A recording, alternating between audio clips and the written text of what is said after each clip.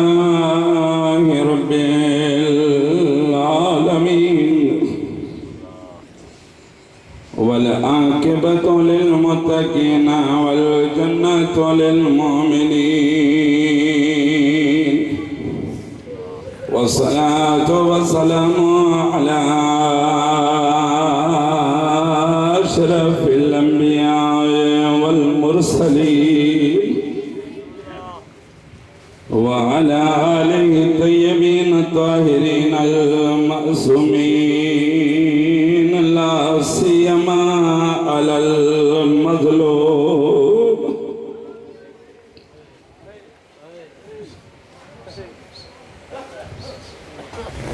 अलल हुसैन अल मज़लूम अल मक़तूल बिला जुर्म वला खता फी अर्ज़ करबला कोई कसूर त न हुयो ज़हरा जे बछड़े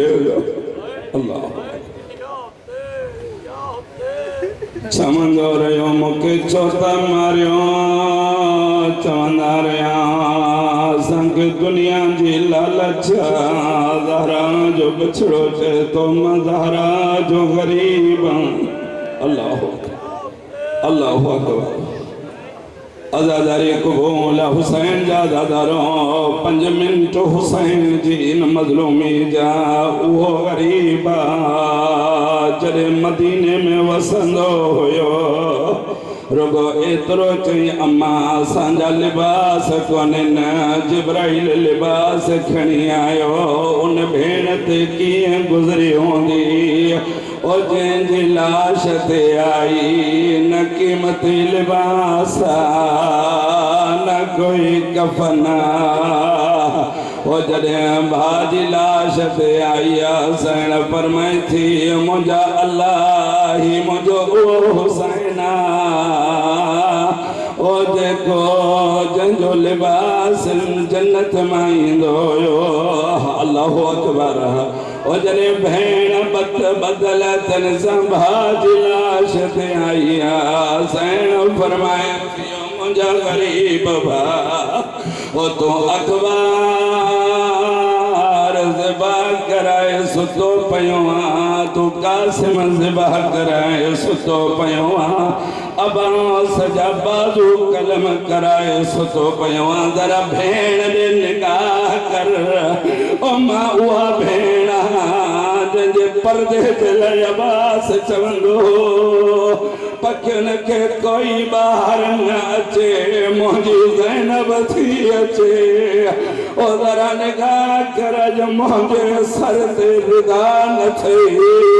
ओ ज़रा निगाह कर मां हथनि बदन सां तुंहिंजी लाश ते आहियां ओ भाॼ सया मां तुंहिंजी लाश ते बीठी आहियां लेकिन हिकु ॻाल्हि जो अरमान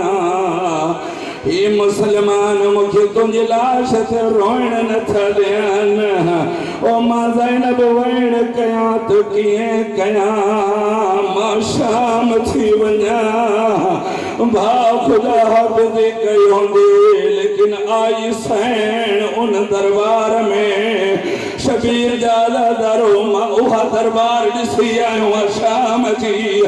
जॾहिं असां दाख़िल थियासीं मां काफ़िले सालार का पुछा कयो ही उहा दरबार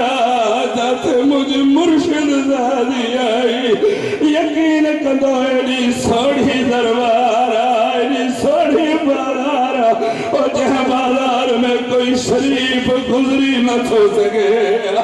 अल्लाह अकबर अजरो कमाल अल्लाह इहो बीबी जो गुरबत के रोइण जो हुसैन जा दादारो हिकु मोड़ आयो जंहिं जगह ते बीबी जा कदम रुकजी विया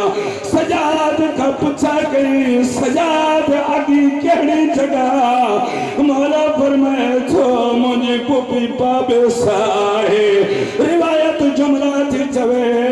सैन फरमाए थी सजाद मां अकेली नवीनम